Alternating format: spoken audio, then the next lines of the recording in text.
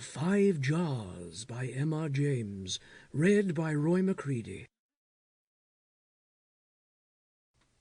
The Discovery. My dear Jane, you remember that you were puzzled when I told you I had heard something from the owls? Or if not puzzled, for I know you have some experience of these things, you were at any rate anxious to know exactly how it happened. Perhaps the time has now come for you to be told. It was really luck, and not any skill of mine, that put me in the way of it. Luck, and also being ready to believe more than I could see. I have promised not to put down on paper the name of the wood where it happened. That can keep till we meet. But all the rest I can tell exactly as it came about. It is a wood with a stream at the edge of it. The water is brown and clear.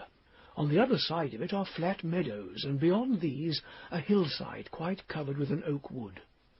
The stream has alder trees along it, and is pretty well shaded over. The sun hits it in places and makes flecks of light through the leaves. The day I am thinking of was a very hot one in early September. I had come across the meadows with some idea of sitting by the stream and reading.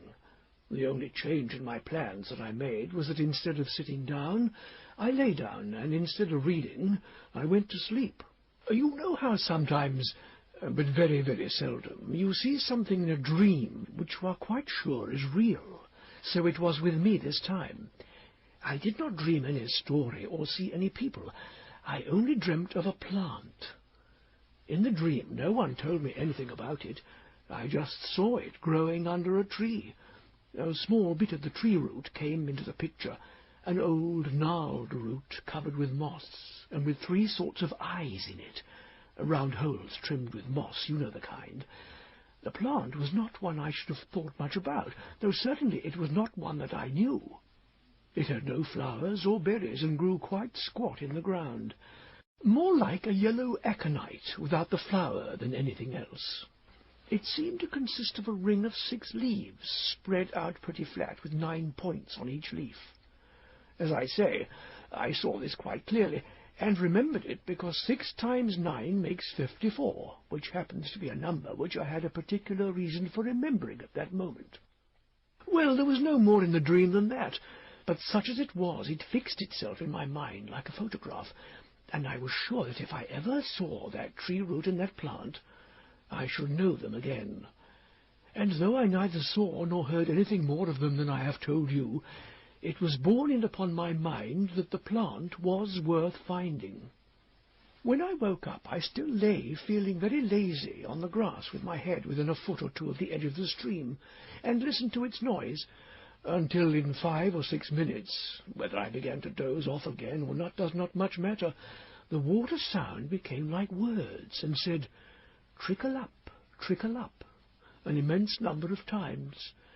It pleased me, for though in poetry we hear a deal about babbling brooks, and though I am particularly fond of the noise they make, I never was able before to pretend that I could hear any words, and when I did finally get up and shake myself awake, I thought I would anyhow pay so much attention to what the water said as to stroll up the stream instead of down. So I did. It took me through the flat meadows, but still along the edge of the wood, and still every now and again I heard the same peculiar noise, which sounded like trickle up. Not so very long after, I came to a place where another stream ran out of the wood into the one I had been following, and just below the place where the 2 joined there was not a bridge but a pole across, and another pole to serve as a rail by which you could cross without trouble. I did cross, not thinking much about it, but with some idea of looking at this new little stream, which went at a very quick pace, and seemed to promise small rapids and waterfalls a little higher up. Now, when I got to the edge of it, there was no mistake. It was saying, trickle up, or even track up, much plainer than the old one. I stepped across it and went a few yards up the old stream. Before the new one joined it, it was saying nothing of the kind. I went back to the new one. It was talking as plain as print. Of course there were no 2 words about what must be done now. Here was something quite new, and even if I missed my tea, it had got to be looked into. So I went up the new stream into the wood. Though I was well on the lookout for unusual things, in particular... Sample complete. Ready to continue?